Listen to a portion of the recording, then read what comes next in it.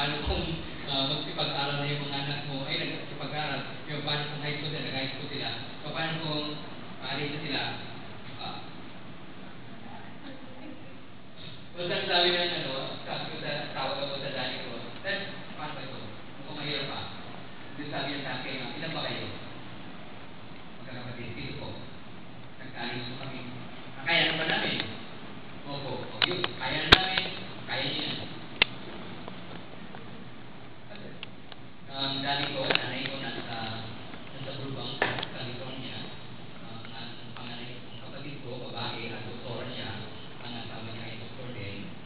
Pero, hindi niya sinabi, anak, huwag kang mag-alala, tutulungan kita, no? Ayaw niya. Hindi, sabi ng nanay ko, Panginoon, hindi ko pababayan. Today, sa pag-aaral ko ng mga bata, sunod-sunod niya. And then, ang tanong ko naman ay, paano kaya kung pagtanda ko, pag ina ko, hindi ko na kayang gusto. Paano kaya? And then, kaya na. Nakaya na rin. Kaya na. Kaya na rin. Okay? So, ngayon po ay ang ating pong tatalakayin.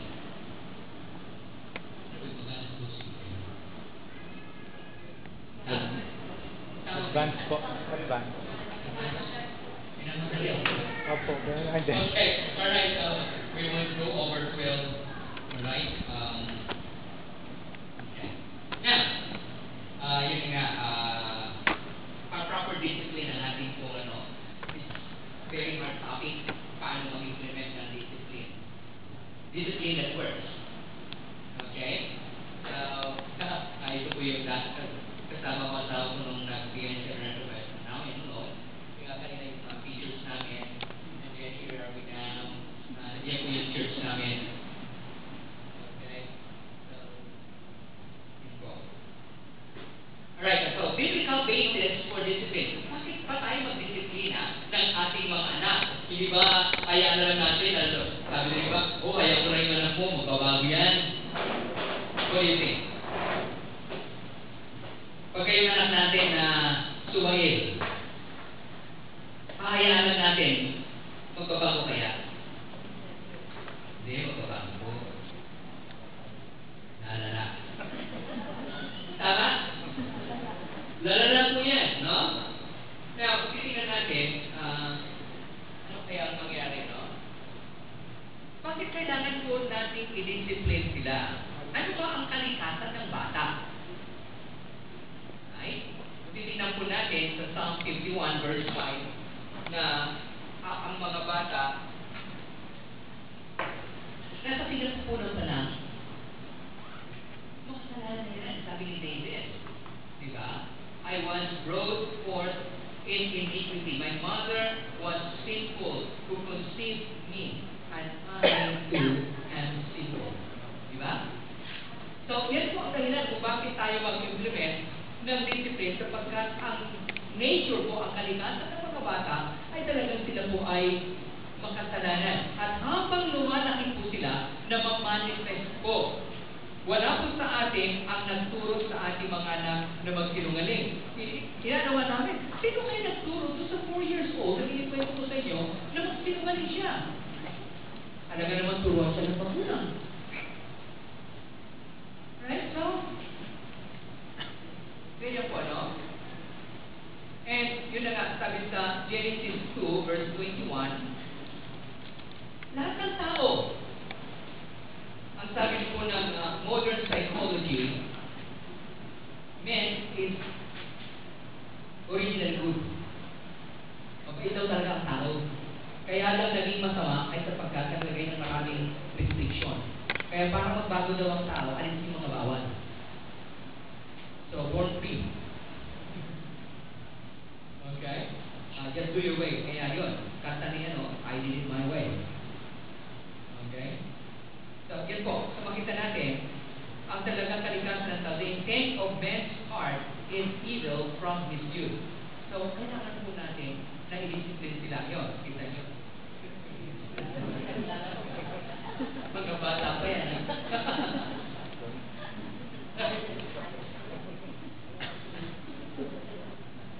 Okay, ngayon, ilang sa mga na-obserban nyo, ilang taon na-involve ang sa crime ng mga kabataan ngayon? Ilang taon? Yung batang naninigarilyo, ilang taon?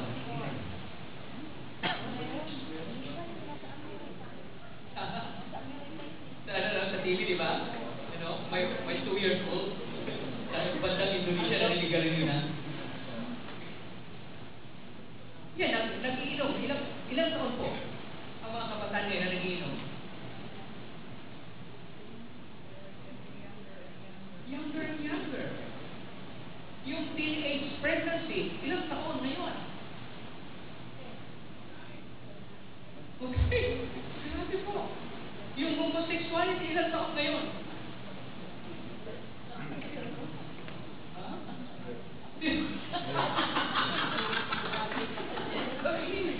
Paglabas mo lang, ano na, malantik na, no? Pawihan lang na agad, no? Grabe po.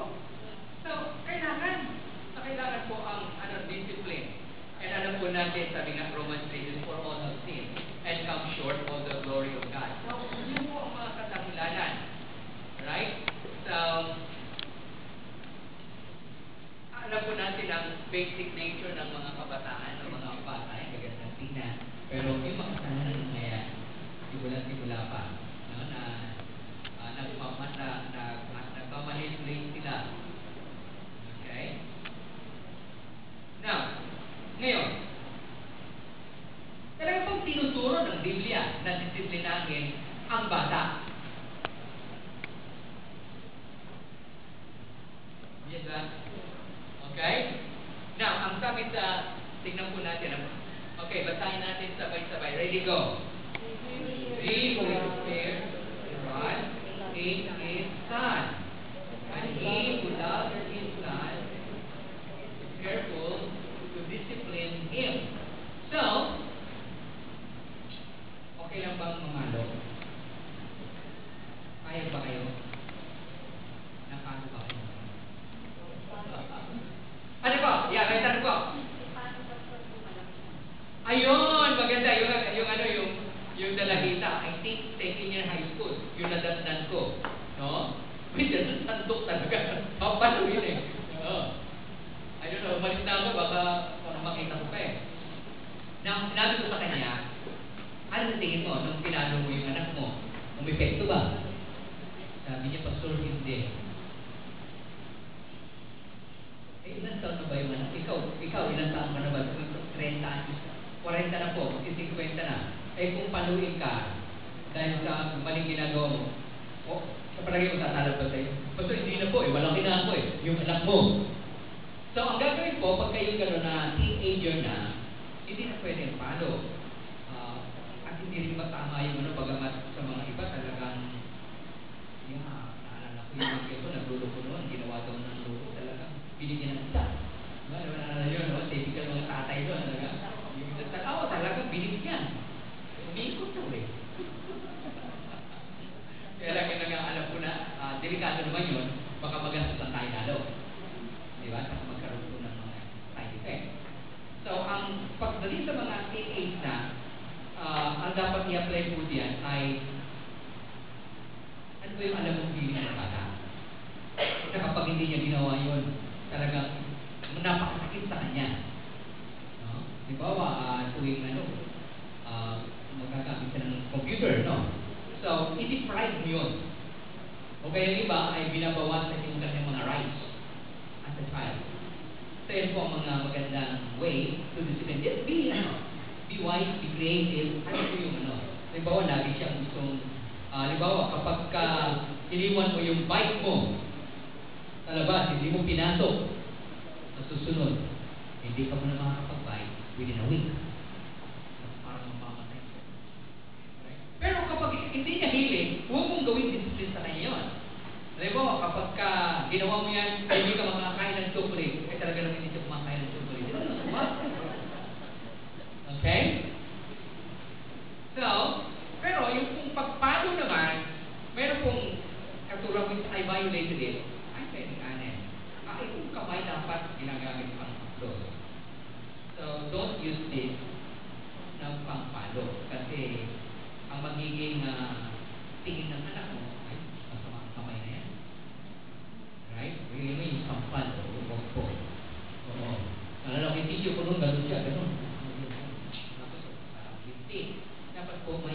na pamalo. Huwag naman yung buntot ng kain, no? Alright? Next, so titingnan po natin, ang sabi naman yan ay, discipline your son, for in that there is hope. Do not be willing party to his death. Ayan. So habang may pagkakataon, ito rin ang nasabi natin kanina, ay disiplinahin natin habang bata ka. And basta't nakita mo na mayroong mali, right away, disiplinahin mo na. Huwag yung sabihin, antayin mo tatay mo. Ang nangyari, ang sama ng image ng tatay. At sa pagdating ng tatay, papaloy yung anak, hindi na alam ng anak kung ano nagawa niya. And huwag po tayo magbilang. Sige, antayin mo ako matapos sa aking nilalakad. Antayin mo. Isa, dalawa. So, ang nangyari, antayin niyo yung 5. Kasi ang 5 kang magbilang eh. Right? Sabay takbo. Right? May point na yan. Right? So, what is your hope? Okay?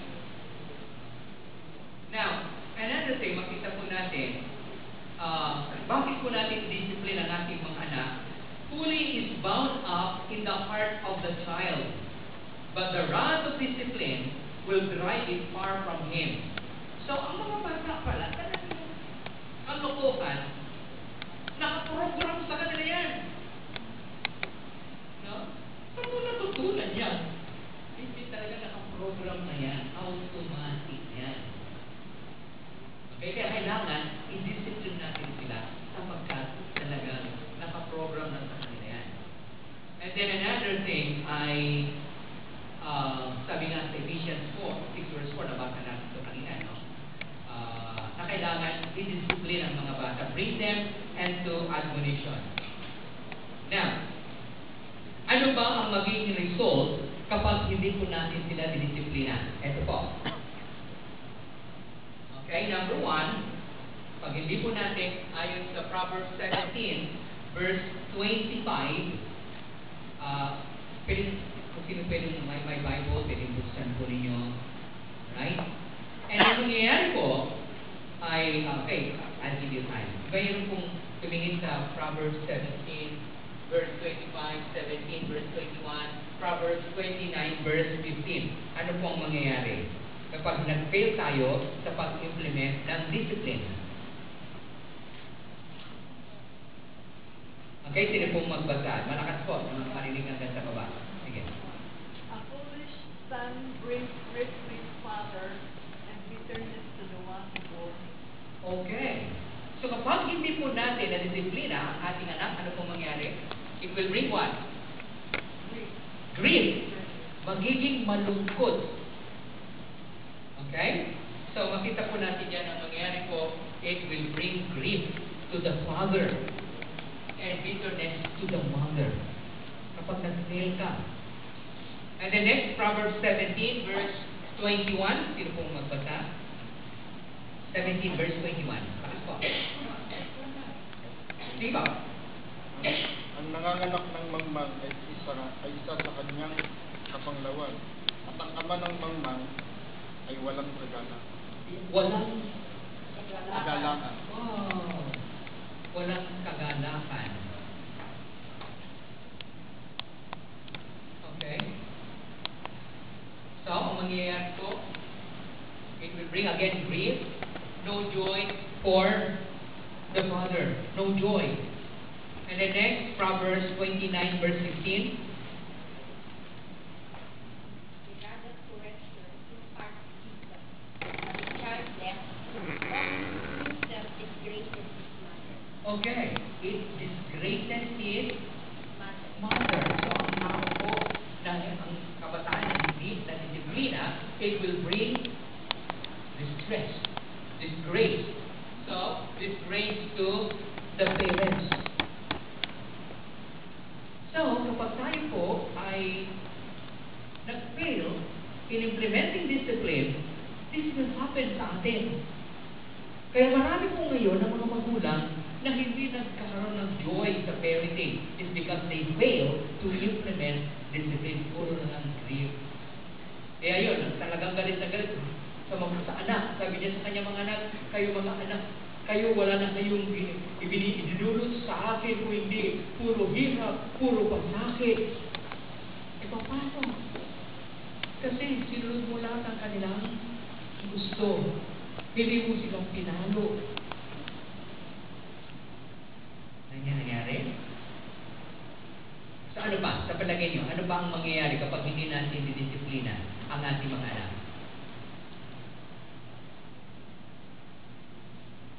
Maliban po diyan.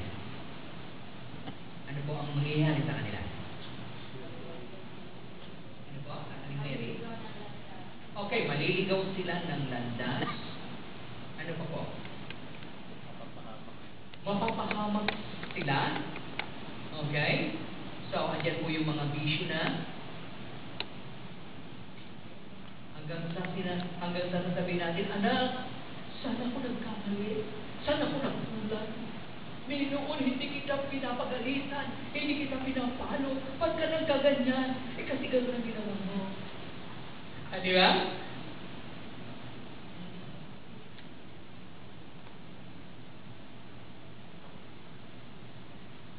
Okay. Let me now ask you, ano ngayon ang gagawin mo kapag kayong anak mo ay laging umuwi ng wala sa oras?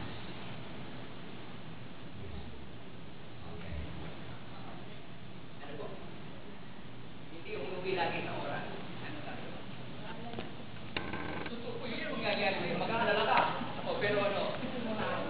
Anong dapat gawin? Turuan niyo ako.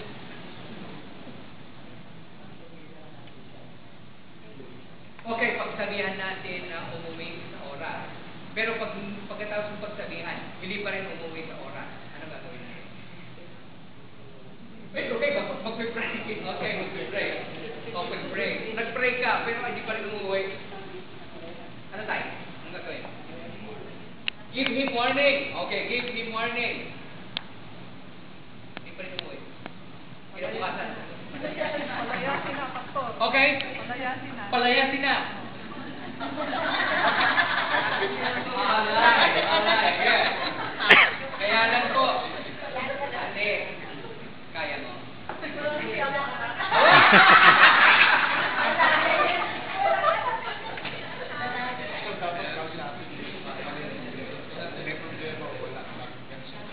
Kausapin mo.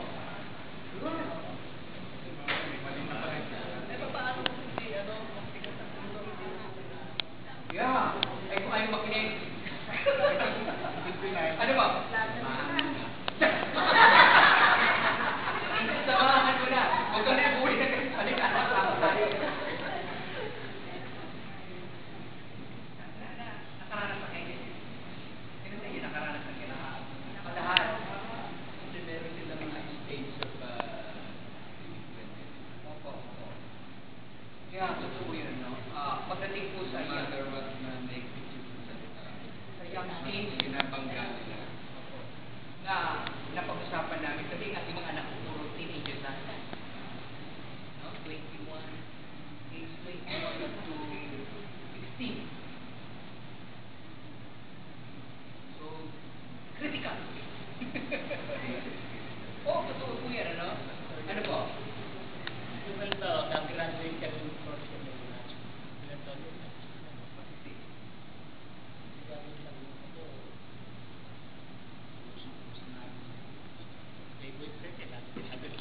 O, may boyfriend na, no? Ang sabi niya, ako siya, pinagagalit niya. Oo. Pinagkikita niya sa Panginoon. Pero hindi nagpapakita ng galit. Opo. Parang sa akin, parang kasi, nagawin baka Ay, opo. Ang nangyayari po, balik tayo yan, ha? Maganda yan. Naku, isang problema yan. Yung anak ko baka taking your panics.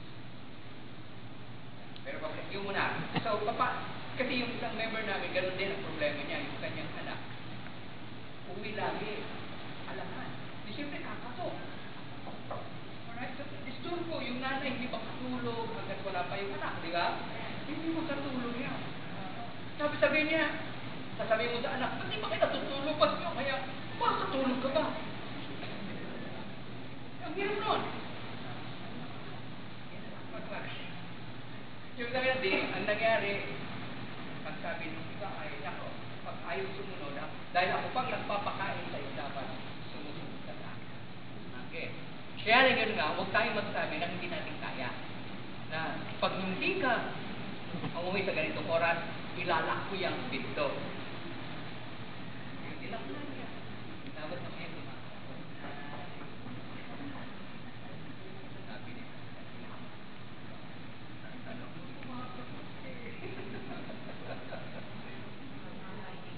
Ano pa? Ay, ganda na po uwi eh. Umaga na po uwi eh. Parang gising na kami. Kaya nga naging nga ang hirap, no? Ano, yung sa panahon ngayon.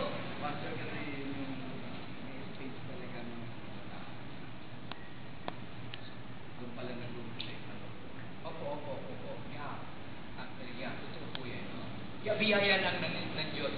I'm sorry po, hindi ako masyadong makapag-share ng personal experience sa problems sa mga anak. Kasi nga, ay, biyaya ng Diyos. Wala akong masyadong problema. Yung problema ko sa mga anak ko, siya maglaro kayo, lumabas kayo. Ayaw nilang magsilabas eh. And, yeah, ano pa? No. May mga problema rin. No?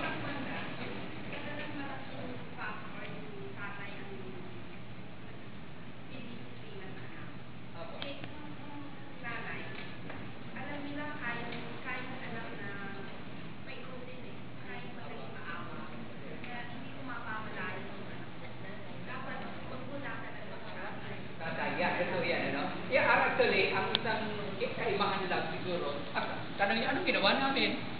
Ang ginawa namin ay, tapos ako ng, yun nga, ang asawa ko po ay tapos po ng chemical engineering, tapos yan ng Bible school, pagkatapos ng chemical engineering, tapos nag-aral pa ng education. Pero nung nagsimula po kami magkaanak, wala po siyang ginawa, kung hindi sa bahay lang. Sa bahay lang siya. Hanggang for 10 years. And then nung nagturo na siya, sa bahay pa rin namin. At ngayon ay lumalik sa bahay. Ay lumalik sa bahay. And just what we did, nag-invest talaga kami. And ngayon ay, nag-apply na siya ng trabaho sa labas. Pwede na daw dahil malaki na yung mga bata. That's what we did. And then ang mga bata po nung maliliit pa sila, talagang hindi ko sila inayaan na masunod ang kanilang gusto. Grabe po ako. Kapag dinidisiplina sila, sarado ang pinto, hindi makapasok ang nanay dahil kung hindi, aawat eh. Yes. Pwede ka naman magalit na hindi ka makakapit. Opo, pwedeng magalit. Oo. Pero yun na nga, ang hirap nun ha. Hindi madali po yung magalit na hindi kasi minsan, yung sabi nila magalit ka lang sa ginawa, no? Minsan, opo, magalit ka. Tama po yun. Hindi madali. Pero kailangan ay sabi ko, anak, papaluin kita dahil mahal kita. Ayaw kong ulitin mo yan. Ayaw kong lumaki kayo na suwain. Okay? So, ang masabi ko lang ay kung ano po yung sinabi nyo na disiplina na gagawin nyo, pangasawa na ninyo. Sapagkat baka may sabi mo, anak, kapag ginawa mo yan, hindi na kita pag-aaralin. Meron gano'n, marami dala dyan, ano? Ano nangyari? Anak, pag umalis ka dito, huwag kang uwi, hindi na kita tatanggapin. Ay pag uwi niya, may dalang anak.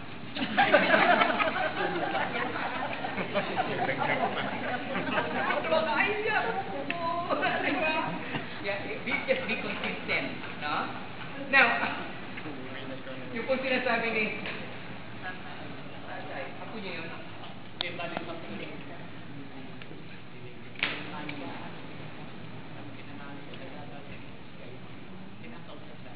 Nagagalit kayo. Oo. Opo. Yun na nga, yung mga babae, no? Alam po natin, gaano po delikado po ngayon yung mga kababaihan. Marami po, napakataas na percentage percentage yung mga kababaihan na hindi nakakatapos ng high school. Nabuntis na po, napakabilis po. And hindi ko rin itatago sa inyo, ang dami po nangyari ito sa target ko ay mga anak ng pastor. Happen. So because of that, talagang yung anak ko na balitaan ko na may boyfriend siya, fourth year high school siya. Naku, unbeliever pa. Naku, disgrasya na. Talagang nag-pray ako ng gusto, kinausap ko yung anak ko. So dahil gawin kumusta? Wala na. Tingnan ko yung cellphone, pinapalitan yung SIM card. Tapos, palitan ko, nakarating ko sa kanyang door, bakit gano'n? And then, ilan ko rin, kinakamusta, kumuha ko ng tulong sa mga young people din, mga leader niya, sabi niya. And I hope, hindi na ako So, talagang, hindi ako. Oo. Kasi nga alam ko, una, hindi pa dapat. And, sa amin po ay bagamat hindi ko pa sigurado kung talaga nasusunod ito, ang aming standard sa church ay pwede kayong magkaroon ng mga ganyan business na mag-graduate na kayo sa college. Problema naman namin yung mga sumunod, hindi sila nagkaroon ng boyfriend hanggang college. Hanggang ngayon ay malapit na 30 anyos na sila, wala pa rin. Ako naman yung sinisisi ko kasi pa rin.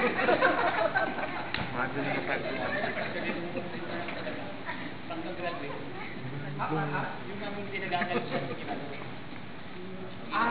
Kasi nga, naunawaan niya. Yun, pero makita natin ay magagalit. Pastor ko na. Ako tumal lang. Pastor, taga-Nabalitos yung work ko eh. Taga-Nabalitos ako. Wala pong Pwede asawa. pala pumasal sa inyo doon. Apo. Wala pong asawa. Wala na. Madaming Pastor, malapit ka sa Channel 5. Malapit po. Doon lang yung ano namin. Yeah. Sa Gulod. Gulod. Makikilala ka ni Pastor sa mga walang asawa. Okay, so, hindi po madali ang maghawak ko ng teenager. Tinanong ko yung nagturo sa amin, ano masabi niyo, ano dapat gawin? Sabi niya, dapat tanggapin natin ang ating mga anak, they are out of our control pagka young kids na po. Kasi, siyempre, meron ng sariling desisyon na yan. Kaya mga nanay, habang sila po ay maliit pa, isama niyo sila.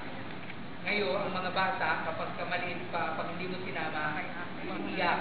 Ngayon, pag sinama mo, iiyak. Iiyak na sila pag sinama mo. Diba? So, yung mga anak ko po ay talagang niyayakap ko mga yan, tamang katabi ko, no? Eh ngayon, pag yakapin mo, hinig ka. Kinakahiyakan na. Maliban yung babae ko ay kagabi ay second year college na yon, nagpupumilit na tumabi pa sa amin. Sabi na, uwi na, baka makatulog ka dito. Eh, gusto niya katabihan ko. Kasi kaisa isang babae, ganun yun, no? Isang babae. Right? So, sa joy, napakasaya ko maging magulang. Pero yun nga, may mga painful things na nangyayari po. But then, implement po natin ang discipline. Sayang, alas 12 na, no? I wish magkaroon pa tayo ng more time learning from one another pagdating po sa parenting. Kaya sabi ni Brother Wilbur ay sana daw mapollow up ito. The month of May, mapollow up about family, about parenting, God willing. I know, marami pa kayong mga tanong. Magtanong na lang kayo.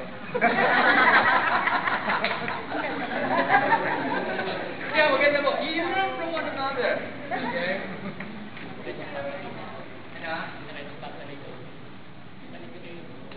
Ay, ano po? Yeah! May bowling po, May 22 sa Santa Lucia. Hoy, 10 pin na po ngayon. 10 pin na. Kasi, yun nga, nagreklamo sila, duckpin eh, kaya hindi. Ay, oo, naku. yan po ang MVP, Pastor. 10 pin. Oo nga. Sa duckpin, siya po. Yeah, 10 pin na po. Kasi masyado na ako yung magaling. Sa tinitigan. Kasi kahit yung mga player namin, hirap sila sa technique. Pero, sige na, ito. Ganun-ganun lang. Ganun-ganun lang. Kaya pala nagyayaya ko siya. So, yun po. Tandaan nyo yan, May 22. Ang agapi po ang nag-charge ngayon. Okay, so let's thank God sa ating pong mag-pray tayo. Okay, brother, pag-close the prayer.